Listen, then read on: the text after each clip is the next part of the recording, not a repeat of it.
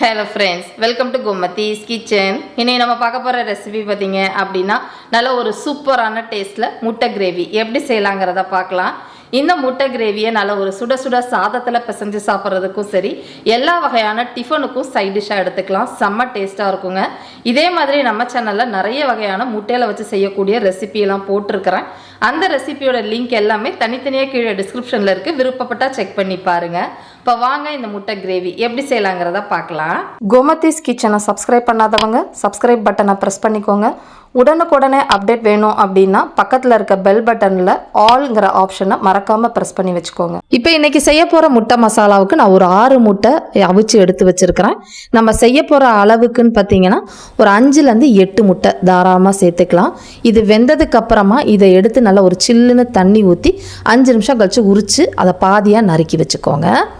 இப்போ முட்டை மசாலா பண்ணுறதுக்கு முன்னாடி இந்த முட்டையை நம்ம ரோஸ்ட் பண்ணிக்கணும். அதுக்காக ஒரு பேனில் 1.5 டீஸ்பூன் எண்ணெய் சேர்த்துருக்குறேன். எண்ணெய் காயறதுக்கு முன்னாடியே இதில் மசாலா பொடியெல்லாம் சேர்த்துக்கலாம். முதல்ல சேர்க்க போகிறது ஒரு 1/4 டீஸ்பூன் மஞ்சள் பொடி. அடுத்ததாக தனியாக அரைச்ச மிளகாய் பொடி 1/4 டீஸ்பூன் சேர்த்துக்கலாம். அடுத்ததாக முட்டை ரோஸ்ட்டுக்கு தேவையான அளவு உப்பு ஒரு 1/4 டீஸ்பூன் அளவுக்கு மட்டும் உப்பு சேர்த்துக்கோங்க, அதிகமாக சேர்த்துற வேண்டாம். இப்போ இந்த மசாலா எல்லாத்தையுமே இந்த எண்ணெயில் நல்லா கலந்து விட்டுருங்க. இப்போ இந்த அளவுக்கு கலந்ததுக்கு அப்புறமா நம்ம நறுக்கி எடுத்து வச்சிருக்கிற முட்டையை சேர்த்துக்கலாம். இப்போ இந்த மசாலாவுக்குன்னு பார்த்தீங்கன்னா இந்த முட்டையை ரோஸ்ட் பண்ணி போடுறப்ப முட்டை தனித்தனியாக வெள்ளைக்கருவும் அதே மாதிரி மஞ்சக்கருவும் தனியாக பிரியாமல் இருக்கும். அந்த மசாலா இறங்கி முட்டை சாப்பிட்றதுக்கும் நல்லாயிருக்கும். இதை முக்கியமாக ஒரு மீடியம் ஃப்ளேம் தாங்க ரோஸ்ட் பண்ணணும். அதிக தீயில் ரோஸ்ட் பண்ணிங்க அப்படின்னா போட்டிருக்க மசாலா கருகி நல்லா இருக்காது. ஒரு நிமிஷம் ஒரு சைடு மீடியம் ஃப்ளேமில் ரோஸ்ட் ஆனதுக்கு அப்புறமா அடுத்த சைடு திருப்பி விட்டுருங்க. இப்போ இந்த சைடும் 1 நிமிஷம் நல்லா ரோஸ்ட் ஆகி வரட்டும். இப்போ முட்டை 2 சைடும் நல்லா இந்த அளவுக்கு ரோஸ்ட் ஆகி வந்ததுக்கு அப்புறமா எண்ணெயை வடிச்சிட்டு முட்டையை மட்டும் தனியாக எடுத்து வச்சுருங்க. இப்போ எடுத்த முட்டையெல்லாம் தனியாக இருக்கட்டும். இப்போ நம்ம ரோஸ்ட் பண்ண அந்த எண்ணெயிலேயே நம்ம மசாலா செய்ய ஆரம்பிச்சிடலாம். பட் போட்டிருக்கிற எண்ணெய் இதுக்கு பத்தாது, அதனால் இன்னும் கொஞ்சம் எண்ணெய் சேர்த்துக்கலாம். அதாவது 1.5 டீஸ்பூன் அளவுக்கு எண்ணெய் சேர்த்துக்கோங்க. இப்போ இதுக்கு தாளிப்பு எதுவும் தேவைப்படாது. நம்ம டைரெக்டாக வெங்காயம் சேர்த்துக்கலாம். 2 பெரிய வெங்காயம் நல்ல பொடியாக நறுக்கினது மெஷரிங் கப்பில் 1.5 கப் அளவுக்கு இருக்கும். கூடவே கொஞ்சமாக கருவேப்பிலை இலைகளையும் போட்டு இந்த வெங்காயம் லைட்டாக பொன்னிறமாகிற அளவுக்கு மிதமான தீயிலே வதக்கிக்கோங்க. இது வதங்கிக்கிட்டு இருக்கப்ப இந்த மசாலாவுக்கு தேவையான அளவு உப்பு சேர்த்துக்கலாம். நான் கொஞ்சம் கம்மியாக தாங்க இன்றைக்கி உப்பு சேர்க்க போகிறேன், அதனால் 1/2 டீஸ்பூன் சேர்த்துக்கிறேன். நல்லா உங்களுக்கு கரெக்டாக வேணும் அப்படின்னா 3/4 டீஸ்பூன் சேர்த்துக்கோங்க, சரியாக இருக்கும். இப்போ இந்த வெங்காயம் நல்லா வதங்கி வரட்டும்.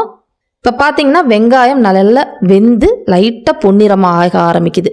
இந்த சமயத்தில் இதில் 1/2 டேபிள் ஸ்பூன் அளவுக்கு இஞ்சி பூண்டு விழுது சேர்த்துக்கோங்க.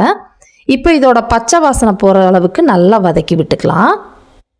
இது வதங்கிக்கிட்டு இருக்கப்ப இதில் கொஞ்சமாக புதினா இலைகள் சேர்த்துக்கோங்க. இந்த புதினா ஃப்ளேவர் இந்த மசாலாவுக்கு ரொம்ப நல்லாயிருக்கும். கூடவே ஒரே ஒரு பச்சை மிளகாவையும் கீறி போட்டுட்டு நல்லா வதக்கி விடுங்க.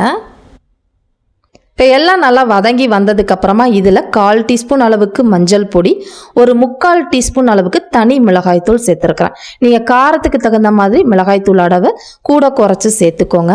இப்போ நம்ம 3/4 டீஸ்பூன் தனி மிளகாய்த்தூள் எடுத்துருக்குறோம். அதுக்காக இதில் 2 பங்கு 1.5 டீஸ்பூன் அளவுக்கு மல்லிப்பொடி சேர்த்துருக்குறேன். மல்லிப்பொடி தனியாக அரைச்சது தான், கூடவே எதுவுமே சேர்த்து அரைக்கலைங்க. அடுத்ததாக இதில் 1/4 டீஸ்பூன் அளவுக்கு ஃப்ரெஷ்ஷாக பொடிச்ச சீரக பொடி சேர்த்துட்டு இந்த எண்ணெயிலேயே கருகிடாமல் இந்த மசாலாவை ஒரு 2-3 நிமிஷம் நல்லா வதக்கி விடுங்க. இப்போ இந்த அளவுக்கு இந்த எண்ணெயில் வதங்கி வந்ததுக்கப்புறமா இதில் தக்காளி விழுது சேர்த்துக்க போகிறோம்.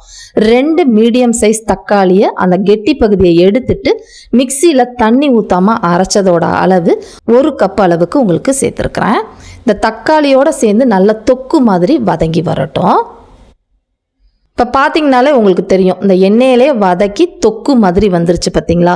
இந்த மாதிரி வந்ததுக்கு அப்புறமா தான் நம்ம தண்ணி ஊற்றணும். முக்கியமாக இதில் தண்ணி ஊற்றுறதுன்னு பார்த்தீங்கன்னா கொதிக்க இருக்கிற தண்ணி தான் சேர்த்துக்க போகிறோம். நான் இன்னைக்கு மசாலா மாதிரி கொஞ்சம் கெட்டியாக செய்ய போகிறேன், அதனால் 1.5 கப்லேருந்து 2 கப் அளவுக்கு தண்ணி சேர்த்துக்க போகிறேன்.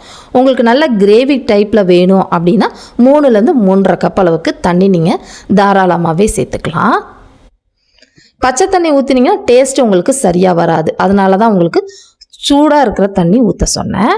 இப்போ தண்ணியெல்லாம் ஊற்றின பிறகு இதை மூடி வச்சு ஒரு 2-3 நிமிஷம் இந்த மசாலா பச்சை வாசனைலாம் போய் ஒன்று சேர்ந்து கொதிச்சு வரட்டும். அடுப்பு தீயை எக்காரணத்துலையும் அதிகப்படுத்த வேண்டாம். இப்போ மசாலா ஒரு 4-5 நிமிஷம் நல்லா வெந்துக்கிட்டு இருக்கு. எண்ணெயும் பிரிய ஆரம்பிக்க போகுது.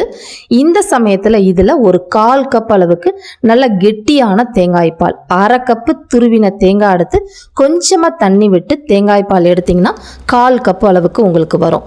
இந்த பால் போடுறதுனால டேஸ்ட் உங்களுக்கு சூப்பராக இருக்குங்க, இந்த மசாலாவோட டேஸ்ட்டு. இதிலேயே இந்த சமயத்தில் 1 டீஸ்பூன் அளவுக்கு கரம் மசாலா பொடி சேர்த்துக்க போகிறேன். கரம் மசாலா பொடியை பொறுத்த வரைக்கும் முன்னாடியே போட்டுட்டிங்கன்னா அதோட ஃப்ளேவர் போயிடும். அதனால் நான் இப்போ சேர்க்க சொல்கிறேன் உங்களை.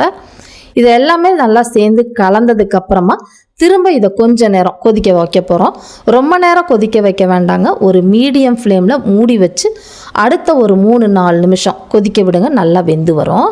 இப்போ இந்த மசாலா ஒரு 2 நிமிஷம் வெந்ததுக்கு அப்புறமா நான் முட்டைகளை சேர்க்க ஆரம்பிச்சிட்டேன். அந்த பார்ட் வீடியோவில் ஸ்கிப் ஆகிடுச்சுங்க, மன்னிச்சுக்கோங்க.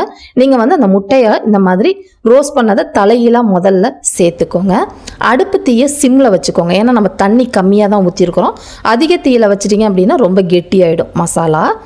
இப்போ இதில் நல்ல ஒரு டேஸ்ட்டை அதிகப்படுத்துறதுக்காக இதில் 1 டீஸ்பூன் அளவுக்கு பட்டர் சேர்த்துட்டு மூடி வச்சு சிம்மில் 1 நிமிஷம் மட்டும் வேக விடுங்க.